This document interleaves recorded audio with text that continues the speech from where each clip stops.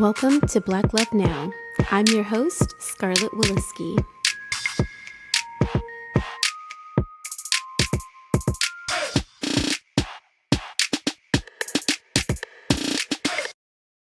Black Love Now is a podcast accompaniment to the forthcoming exhibition at Nicole Longnecker Gallery in Houston, Texas.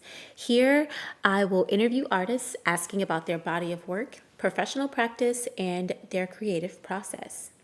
My curatorial approach prioritizes contemporary African American artists living and working in Texas. Black Love Now is brought to you by the Scarlet Market. The Scarlet Market is an online resource that provides private sale and post-sale fine art services. An art collection is only as strong as the services that support it: insurance, storage, installation, conservation, framing, and so much more. To learn more about these services, please visit our website at scarletmarket.com. That's Scarlet with 2 T's, market.com. Here's our interview with Lisa B. Woods. Lisa is an artist and interaction designer with more than 8 years of experience deploying new technologies in beautiful ways for social good. She specializes in digital art, projection mapping, and sculpture. She is a public speaker and lectures on topics ranging from diversity in tech to the experience economy. So welcome, Lisa. I'm so excited to be here with you today. Thank you for your time. Thanks, Scarlett. It's so excited to be here. I'm excited to be here. Awesome. Thank you. So let's just start with the exhibition. We have you participating with us in Black Love Now in October of 2022. So we're very excited for the exhibition.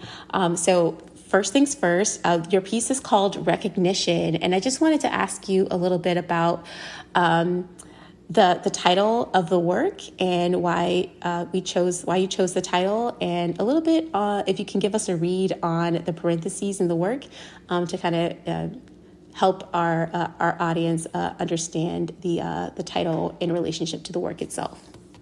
Sure. So recognition, I'm spelling it kind of funky, like you mentioned. It's R-E and then like an open parentheses and then cognition.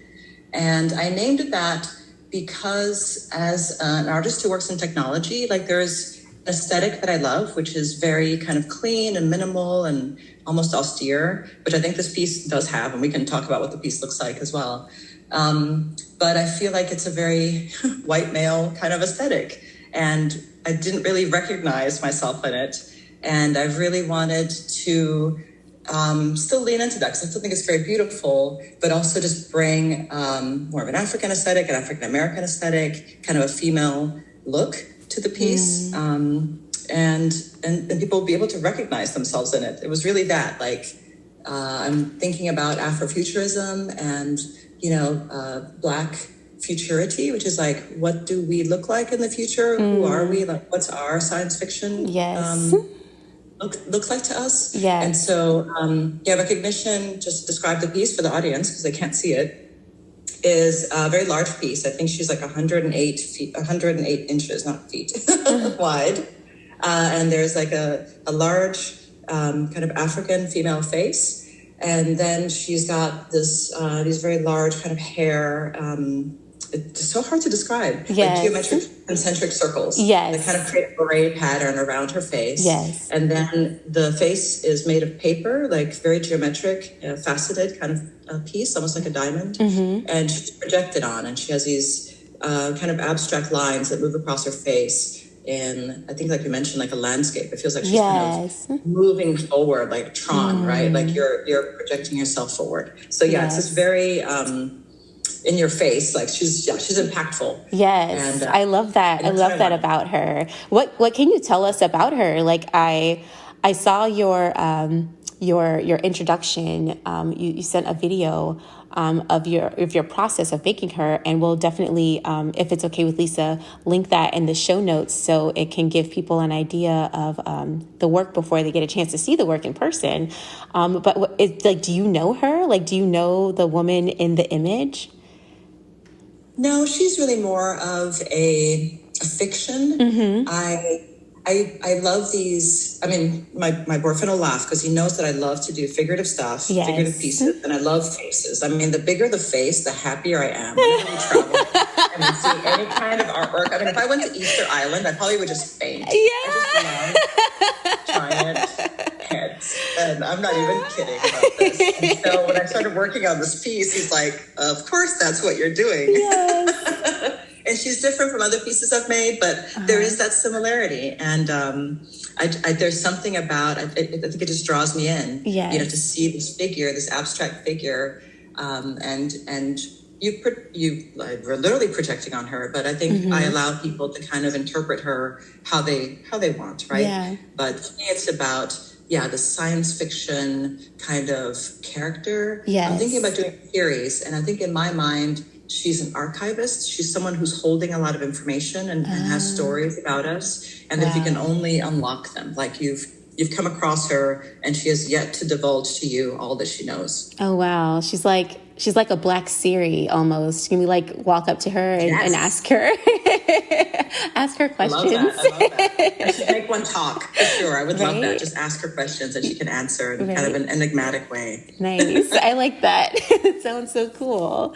So one of the questions I wanted to ask is like your approach to production and like the ways you think through mixed media, paper and sculpture. Like when you started working on this piece, like did you already know that like what the relationship with the light and paper would be? And like, I think I'm adding two questions together. So let me slow down. But what's your approach to just production and like through the ways you think through your medias to come up with your finished product? Yeah, I think, some sculptors and artists are very much in the moment and they start painting or they start sculpting with clay and they can kind of let they have some idea in their mind and they let it kind of evolve as they work with the material. But I think my work, because it does involve digital media and I do need to produce it, really starts with a very crisp idea. I spend more time, I think, visualizing the idea in the tools that I'm familiar with. Like my background is graphic design and user experience design. So I'm, very good at Photoshop and Illustrator, and I can work in 3D modeling programs and I can create small versions of pieces before I make the big one. So I spend a lot of my time drawing first and then drawing on the computer and making things more precise and kind of pre-visualizing things. I love to kind of see, if I put a figure here, what's the scale that I'm going to eventually want? And then work backwards to like, well, how big is that really? Right. And so, I do a lot of kind of pre-visualization. And then from there, I try to execute what I have produced in my mind and in these digital files, which is often a challenge because I'm not exactly sure how those things will work out. So in the case of recognition, the face is made of paper. So there's a program that allows you to take a three-dimensional model and flatten it, kind of like, it's called papercraft. I'm not sure if your listeners are familiar with that, but just that there's a mathematical process of just kind of breaking something down. Like when you open up a box, if you tore it open, it'd be like this flat kind of shape, right? And then you can fold it and make it three-dimensional again. It does that. And so I am able to create these really large pieces that weigh like less than a pound. They're very lightweight. It's just paper. And then I spray paint it. I put it on a laser cut armature so it holds itself, right? Because paper, it's kind of floppy, even kind of stiff cardboard paper.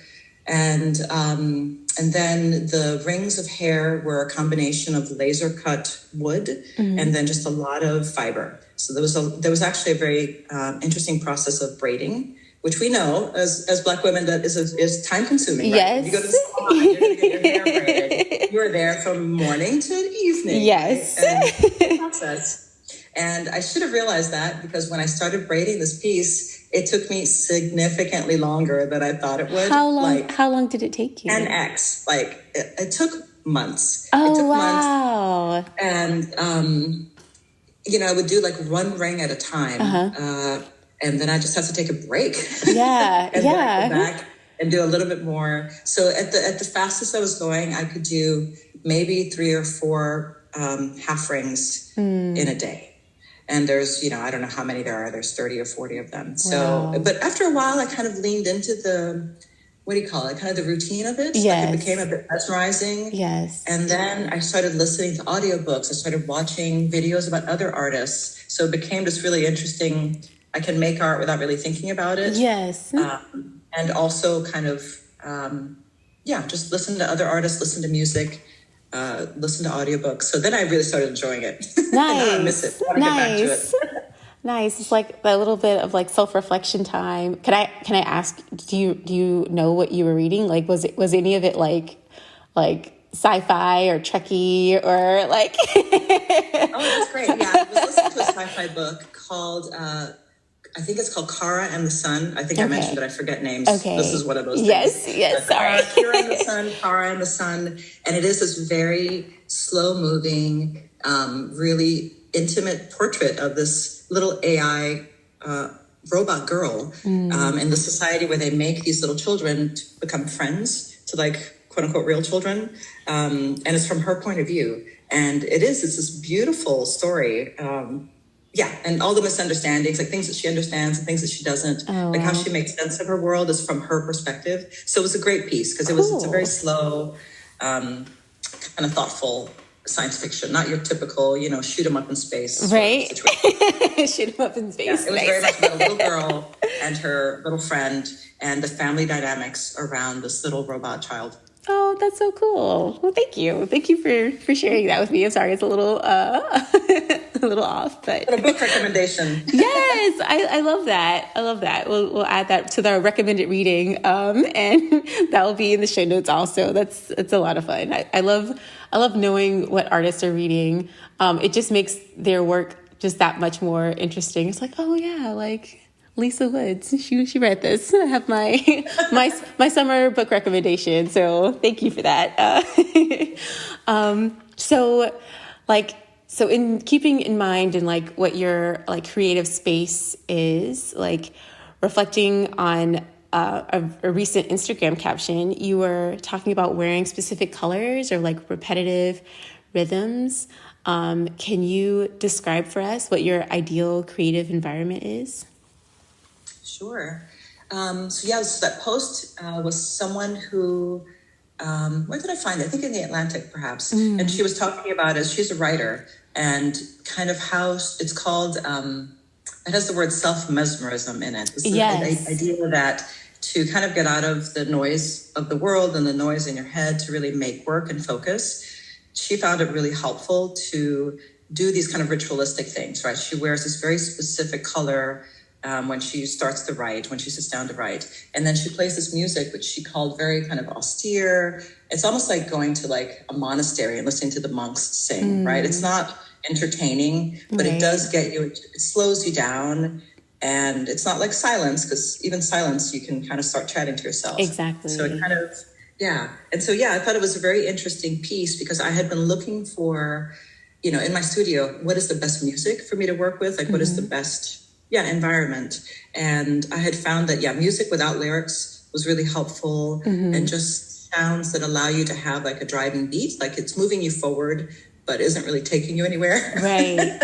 If that makes any sense. Yes. Yeah.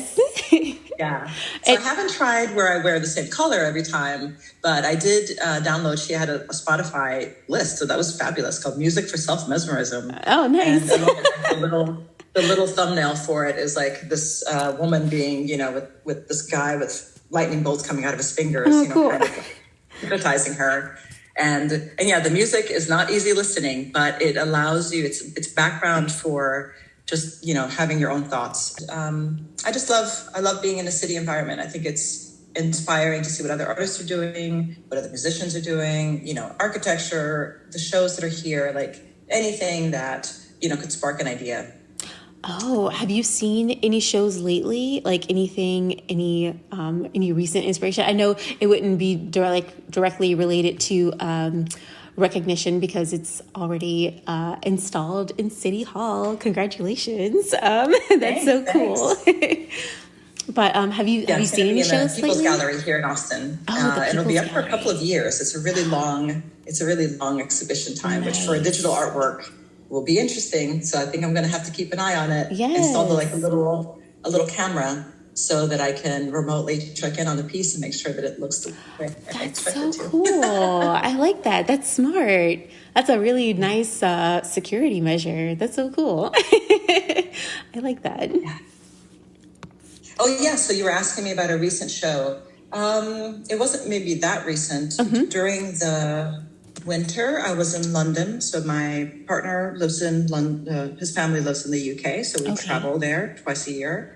And I went to, I believe it was the Tate Modern, and I saw this artist called Annika Yi. And she, the Tate Modern has this massive hall. It's a really, really, really large hall. Like, I don't know how many feet and how many feet long it is. It's just massive. And she created these self-propelled, floating, I don't know, bubbles. Creatures. They had like these tentacles that kind of moved up and down, and they made the whole space seems like you were underwater. Like there's something about these objects that are floating around the space on their own. I think there might have been 10 or 12 at a time, a variety of shapes with these kind of strange tentacles slowly moving up and down. And that made you feel like you were in a weird futuristic aquarium. Wow. And I love that piece. And I looked up her work, and I think this was more of a side trip for her. Like most of her work actually involves like bacteria and like yeasts and organisms. Like her work is actually very smelly. Okay. And this piece that I saw at the Tate Modern didn't have any scent, but I am in love with her. She's currently my favorite artist. She is just doing things that I just have never seen anyone else do before. Could you pronounce her name for me again? I'm sorry, you were just doing it. Annika Yi, so Anika, and I think the last name is Y-I. Okay. Yeah. Awesome. Thank you. I'll be linking her show in the show notes too. It's like, that's so cool. Like I haven't heard of her, but the Tate is always wonderful with exhibitions and having, wonderful new artists and new talent to take a look at, and, emerging artists, not only just emerging artists, but, talent that we're already very familiar with. So it's nice to hear a new name. So thank you for that. So I wanted to also ask you, is there any work that you did before recognition that you would think kind of like links? Well, you mentioned earlier, like the faces, like, is that an anchor point for you? Like, are you seeing some sort of train of thought in your production? Like that's a great question. Yeah, I think the last 3 pieces that I've done, and they're called Monumental and Spirits, all do have commonalities with recognition. So they're all using this paper craft technique that I was mentioning, where I kind of can create what they call a low polygon model of faces. In the case of spirits, they're animal faces. Okay. In the case of monumental, it's this kind of surreal triple-headed face. Like there's kind of 3 heads in one. You'd have to just see it. I can't really describe it very well. And then obviously recognition is the one face, kind of like a coin almost. She's very round and kind of flattened. And I was projecting on all of those pieces. So I think, I have kind of found, and I'm not sure I'll stick with that. I have so many ideas. I think my art practice is still very much diverging, but these 3 pieces have that and similar. They are kind of low polygon, paper-based sculptures, large-sized, with faces, focus on the face, with projection as the thing that kind of activates them. The other 2 pieces are interactive, so recognition is not interactive, it's just projection. Both Spirits and Monumental both used a facial recognition camera and a light source. So I used like one of those ring lights that we are that we know about now, because everyone looks very pretty. Right. And so you incorporate these ring lights, and an audience member can just step up to the ring light, and there's a small little camera in front of them, and it'll recognize, their facial features and put some aspect of their face onto the sculpture. Not predictably, like it might put the right eye on the left eye of the sculpture, or it might take lips and put them somewhere else. Like I like that idea of like fragmenting and doing something a little not one-to-one, like something unexpected. In spirits, it's kind of funny. I think it distorts your features. It makes them really small, makes your eyes really big. And so that one was more of a fun piece that showcased at like an interactive gallery called Hopscotch. And recognition was more, I think, more surreal. I love collage and video collage. And so that's what I was trying to do, is that multiple people can, what's the word I'm looking for? Can have their face at the sculpture at the same time, but in unexpected ways. It kind of braids and blends people's features together. Oh, wow. That's fantastic. I didn't realize that was a part of the piece, that the audience member can be in front of the work and like have part of their features merge into the work. And is that that's applicable to monumental, spirits, and recognition? Monumental and spirits, not recognition. Okay. So recognition is purely motion graphics projected onto the face. Okay. Got it. Okay, good. I'm glad to make sure I understood that, because I did see that on the website. I did see some photographs of the ring light. I just didn't understand the audience interactive part of it. So that is so cool. That is so cool. I love that. Yeah, with digital art, I think, you almost have to document it in video, because it's really hard to understand what the interaction is, right? Like a photograph of the piece by itself, not moving one, doesn't give you the sense of what's happening if there's any motion graphics or video going on. But also it's really hard to describe how people are interacting with it. So whenever I have a piece up, I try to do some video documentation, because that's really the best way to tell the story once the piece has been taken down, right? Yes. It's like, Yeah. Well, thank you for that. That's really amazing. So yeah, the idea that you need a means of documenting how the work is impacting people and how people get to interact with the work. It's really moving, because then you almost have two separate works in and of itself, like the work itself doing its work, and then the documentation. I like documentation. I did a little bit of archival work, so I'm like, oh yeah, like how do we package that and like keep it like moving into perpetuity, so we can always see like how this work impacts people. So that's so much fun. and I think also with video and interactive work, people, you have some idea of how they'll behave. Like you've set up certain, expectations and parameters, and you've kind of choreographed what you want people to do, but people always surprise you. So for instance, I have a photo of Monumental that was shown at the Austin Public Library here a couple of years ago. And using facial recognition, he knew that it recognizes any quote unquote face. And so he held up a dollar bill that he had in his pocket. And of course the camera can't tell the difference between a human being and a representation of a human being, as long as the features are in the same spot. Right. And so he was able to kind of play with the sculpture in a way that I hadn't expected, right? So I had my photographer like, oh my God, take a picture of that. Something I just didn't know people would do. And I thought, this is great. That's so much fun. That's so cool. And it's smart. It's smart too. Like kudos to your audience member, because that's just really cool. Like you're like, oh, thank you for thinking outside of the box. So interactive work, right? Yeah, it's the documentation of what people do, but then it's also the documentation of what you didn't expect people would do. And I think that's part of the joy of interactive work. I always I'm very excited when people do something unexpected. I think some artists might be peeved or want to have like very specific control over the audience, but I kind of like, short of destroying the piece, obviously you don't want that to happen. But if something quirky or unexpected, I am like, that's creativity right there. I love it. That's it. That's what we're looking for. So I'm gonna ask this question because it's directly related to the exhibition. The landscape, the idea of landscape as a conceptual pillar within the Black Love Now exhibition.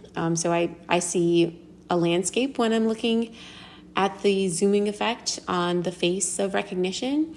And I think, the goings and comings of our day-to-day life. But when you created the work, did you consider a site or did a specific place come to mind to you when you were creating that zooming effect of?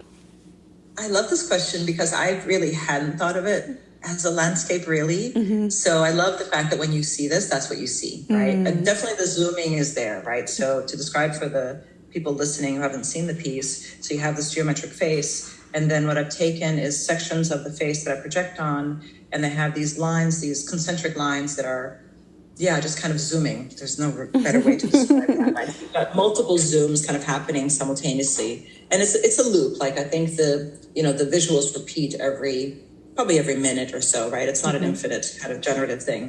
But I spent a lot of time. I didn't really know what I wanted to project on the face. I knew projection would be involved.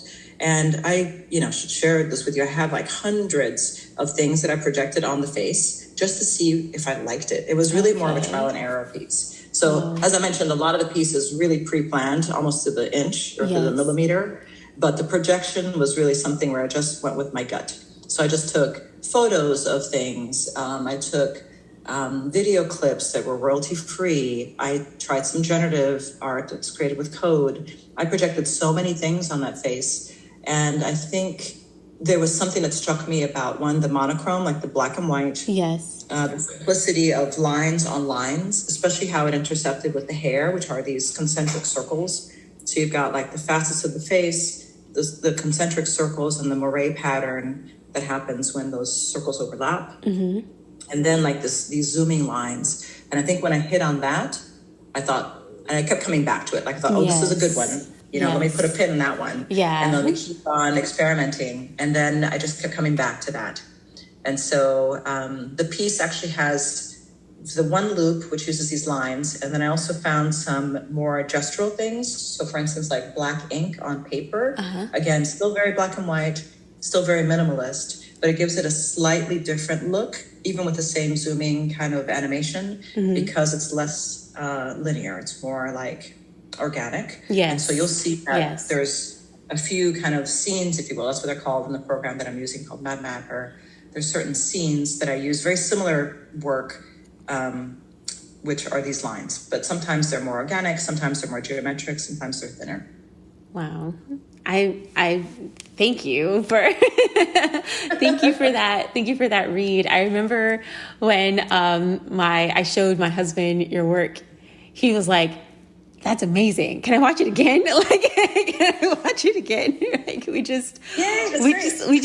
Like, we spent an afternoon just watching your video over and over again, like trying to understand, and then also trying to see, like, oh, okay, so that part of the video, like, where's the video coming from? Like, is there like a paper covering part of the projection, like light, like the lighting effect? Like, how is she like producing, like, we're trying to recreate it for ourselves, but without an explanation. So hearing the explanation, you're just like, wow, this is amazing. Nice. Yeah, I think there is a bit of that. I think projection mapping, with me is very familiar, right? 'Cause I've just been doing it for a while, and I know a lot of artists that do it. But I think there is something about projection mapping because it takes what we know of projection, but it trims it to a three-dimensional object. And when you do that, it just goes from something ordinary to something extraordinary. Yes. Like you cannot, if you're not familiar with where the where the projector might be, which is normally kind of behind you and above you, kind of out of sight, if you're good about it. Yes. Or it's on the ground. Like, and of course the light transmission happens. Unless there's smoke in the room, you can't really see the light rays. And so you come across this object which is glowing and you don't really know where that light is coming from. Yes. So you're mesmerized by the object first, and hopefully you're engaging with that. And then probably you're starting to look around going, is it lit from behind? Is it lit from above? Is it lit from below? Like, where is this light source coming from? And that's one of the things I love about projection and using light is that you're just able to create a bit of magic. By doing something a little unexpected, maybe something a little technically surprising to people. So did you already have this relationship with light? Like, with light and paper, or is that something that you had to discover as you were working on the piece? Like, was that, yeah, did you already have that relationship, or was that something you started building up with like Monumental and Spirits? I think working with light probably is a progression just from being an interaction designer. Because if you think of our screens, or they're lit, right? And that's how you're able to transform the screen, right? Transform the tools you're working with, because you're just changing how they look. They're not like built into the environment. They're just light based. And so I think when I went to create interactive artwork, projection was the closest I could get to that, right? I mean, I couldn't afford massive screens to do crazy interactive stuff with. Projection was kind of like an inexpensive, and I'm going to put easy in air quotes, because man, projection always can do something a little funny for you. But yeah, so I think it was this idea that interaction requires something to change state depending on how people respond to it. And so if that's not screen-based, then I think I just moved to projection as a way to change something in response to someone's behavior. And I think I've just stuck with it ever since. So I think most of my pieces of artwork have been projection-based in some way. Wow. Well, Lisa, thank you so much for sharing about your work and your process. And I still have like an infinite number of questions that completely not even related to the work. I just want to know more about even just like your work life, like your professional practice and what that's like on a regular day-to-day basis. I've already taken like an hour of your time. I want to go there. like maybe a conversation for another day. I know we're gonna have to save it. But thank you so much. Thank you so much for sharing and just being here and giving us some insight into recognition. So I look forward to the install process and being able to share your work with our audience here in Houston, Texas. Well, thanks for curating this amazing show. I can't wait to see who else is in it. I think it's going to be an amazing event. Thank you. And thank you for this opportunity. So I'm glad we connected. This is great. Thank you. Thank you so much. So take care, and I'll see you soon.